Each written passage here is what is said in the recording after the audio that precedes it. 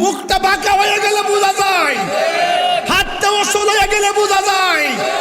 আরে সুখে রাখলো আল্লাহ, সুখে রাখলো আল্লাহ, দুঃখে রাখলো আল্লাহ, ভালো রাখলো আল্লাহ, মন্দ রাখলো আল্লাহ, ভালো স্বাস্থ্যে আল্লাহ, কুস্বাস্থ্যে আল্লাহ, মন্দ রাখলো আল্লাহ, যেভাবে রাখে শুধু আল্লাহ আল্লাহ আল্লাহ।